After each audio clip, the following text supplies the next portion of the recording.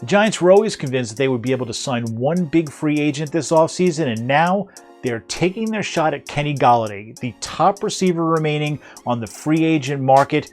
But before they actually make him an offer, they're doing something decidedly old school. They're going to bring him in for a face-to-face visit. Now, this is something that's just not done in the NFL anymore, especially with the top guys in free agency.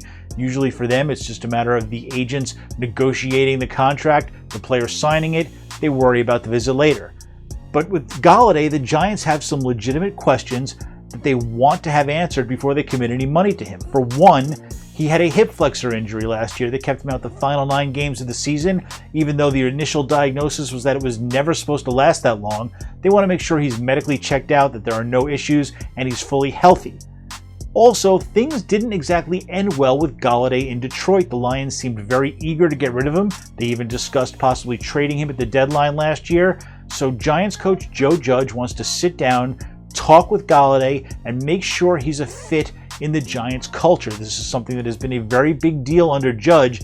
He wants to make sure that there are no players who are going to come in and disrupt his program. They'll fit. They'll be part of the team he's trying to build.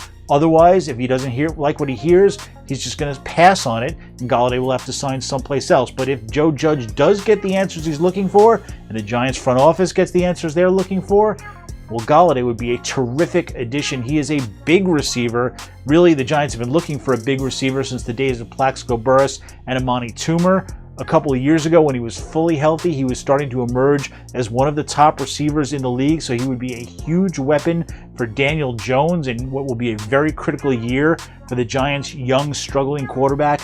Golladay obviously would immediately be the Giants' #1 receiver. This is why they've monitored his market since Monday, when teams were able to finally start talking to agents.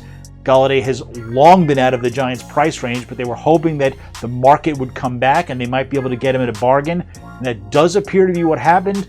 It looks like the receivers on the market are not getting what they hoped to get, which was up near $18-20 million per year. Galladay's price has come down enough to where I'm told that there is strong interest from him in the Giants. Whether the Giants have that same strong interest, well, that face-to-face visit is what's going to tell that tale.